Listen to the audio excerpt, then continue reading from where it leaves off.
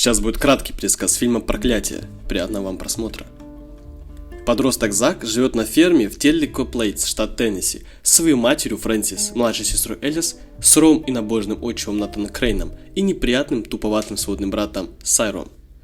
Однажды ночью Фрэнсис тайком уходит из дома, пока Натан спит, и начинает заниматься любовью с Майком, работником фермы, который живет в соседней хижине.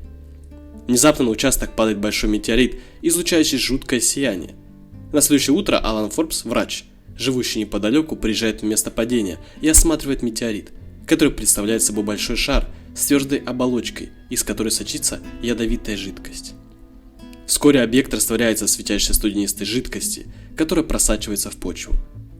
После Форбс хочет обратиться к властям, но его отговаривает Чарли Дэвидсон, местный риэлтор и глава торговой палаты, который беспокоится, что это событие помешает управлению долины Теннесси построить новое водохранилище в этом районе.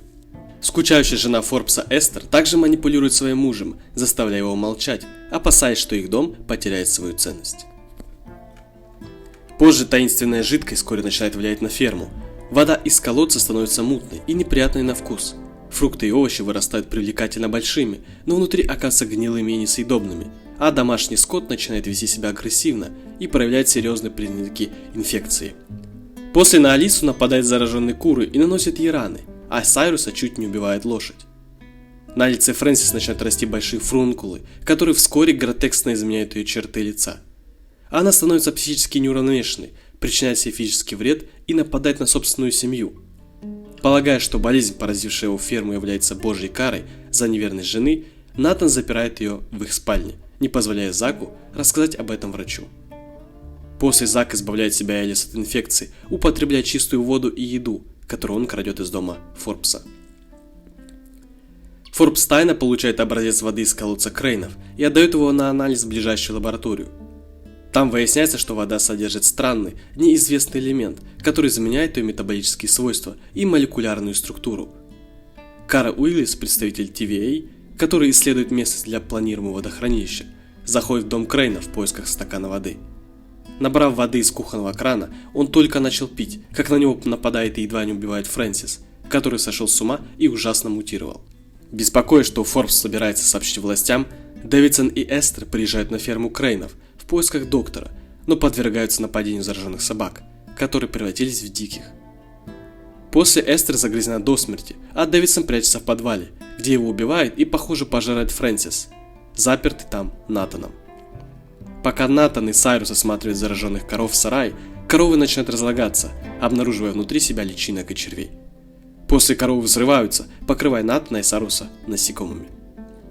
К этому времени Натан и Сайрус также заражены и начинают уже сходить с ума. Виноватый Форбс входит в дом, надеясь спасти Зака и Элис, но его застает врасплох и убивает Натан, который затем баррикадирует дверь. Позже Сайрус нападает на Элис, но Зак отбивается от него и прячет сестру в шкафу.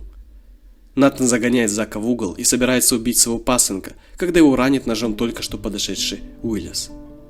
Земля под домом начинает светиться и колебаться. Зак находит свою мать как раз вовремя, чтобы увидеть, как ее мутировавший труп растворяется в жидкости.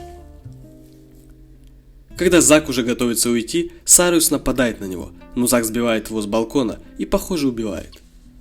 Нейтана также сбивает с ног опорная балка, когда он пытается остановить Зака.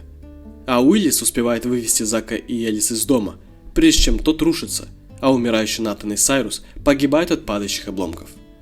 Сам же Уиллис уезжает с фермы, забрав с собой Зака и Элис. Несколько месяцев спустя Уиллис с тяжелыми повязками лежит на больничной койке, поскольку заражение шло медленнее, так как он выпил лишь небольшое количество воды с фермы. Он смотрит выпуск новостей о том, как власти обещают уничтожить заразу на этой ферме.